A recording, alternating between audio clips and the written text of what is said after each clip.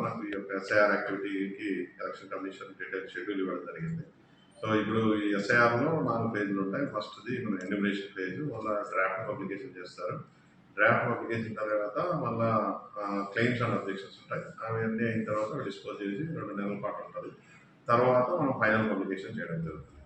So enumeration పేజ్లో మనం enumeration forms అన్ని కూడా ప్రింట్ చేసి ఎన్యూమరేషన్ ఫామ్స్ అన్ని కూడా ఇంటింటికి బిఎల్ఓ వెళ్ళి ఎన్యూమరేషన్ ఫామ్స్ 2 కాపీస్ ప్రతి ఓటర్కి అందజేయడం జరుగుతుంది. సో వీటిని ఎవరైతే ఓటర్ ఉన్నారో వాళ్ళు వాటిని ఎన్యూమరేషన్ ఫామ్ నింపి తర్వాత రెడీ పెట్టుకుంటే బిఎల్ఓ మళ్ళీ వెళ్ళి కలెక్ట్ చేసుకోవడం, దాన్ని కలెక్ట్ చేసుకున్న తర్వాత దాన్ని డిజిటలైజ్ ఆన్లైన్ చేస్తారు. ఆన్లైన్ చేసి ఎలక్షన్ కమిషన్లో అప్లోడ్ చేస్తారు.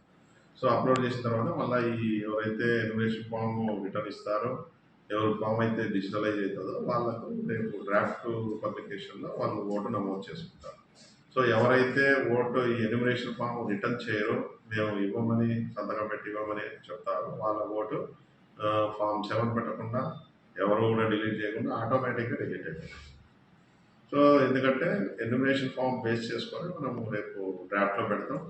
డ్రాఫ్ట్లో పెట్టిన తర్వాత దాంట్లో కూడా మళ్ళీ కొంతమందికి నోటీసులు వస్తాయి. ఎందుకంటే ఇది 2002లో మ్యాపింగ్ ఉంటే వాళ్ళకు ఇష్యూ లేదు, మ్యాపింగ్ చేయకపోయినా కొన్ని లాజికల్ ఎర్రర్స్ వచ్చినా నోటీస్ ఇచ్చి కన్ఫర్మ్ చేసుకొని వాళ్ళ ఓటు ఫైనల్ పబ్లికేషన్లో కన్ఫర్మ్ చేస్తాం, ఫైనల్ చేస్తాం. కాకపోతే ఇక్కడ మేజర్ క్రూషియల్ ఏంటంటే 2002 ముందు జరిగినటువంటి స్పెషల్ ఇంటర్న్షిప్ 2002లో జరిగింది. 2002కి ఇప్పటికి ఉన్నటువంటి ఓటు, అప్పుడు ఉన్నటువంటి ఓటు డీటెయిల్స్ నమోదు చేయాలి. అక్కడ కొంచెం కన్ఫ్యూజన్ ఉంది.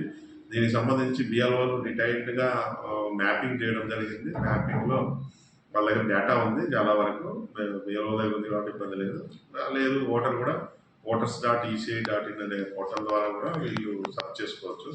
చాలామంది దగ్గర కార్డ్స్ కూడా ఉన్నాయి, పాత కార్డ్స్, ఓటర్ ఐడి కార్డ్స్ ఉన్నాయి. దాంట్లో కూడా క్లియర్గా మనము ఏపీఎస్ నెంబరు, ఏ కాన్స్టిట్యున్సీ, సీరియల్ నెంబర్ ఎంత అనేది ఉంటుంది. దాన్ని బట్టి కూడా మనం క్లియర్గా సర్చ్ చేసుకోవచ్చు. లేదంటే దానికి బిఎల్ఓ కూడా సహకరిస్తారు. దాన్ని సర్చ్ చేసి ఫామ్ నింపిన తర్వాత దాన్ని డిజిటలైజ్ చేసి ఇది జరుగుతుంది. సో ఇది ఇంతవరకు మనం యాక్టివిటీ 15వ తేదీ నుంచి స్టార్ట్ చేయడం జరిగింది. ఈ నెల 14 వరకు ఈ ఎన్యూమరేషన్ పేజ్ అనేది కంటిన్యూ జరుగుతుంది. సో మనకు బద్వేల్ కాన్స్టిట్యున్సీలో మనకు 2,22,043 ఓట్లు ఉన్నాయి. అందులో మనం అన్నీ కూడా దాదాపు 2,20,670 ఫామ్స్ అన్నీ కూడా మనము బిఎల్ఓ ద్వారా ఇంటింటికి వెళ్ళి ఇంటింటికి వెళ్ళి డిస్ట్రిబ్యూట్ చేయడం జరిగింది. ప్రతి ఒక్కరూ తప్పనిసరిగా యూట్యూబ్లోకి వెళ్ళి కడప వార్తను లైక్ చేయండి, సబ్స్క్రైబ్ చేయండి. ఇట్లు మీ జి రమణయ్య, ఎడిటర్, కడప వార్త.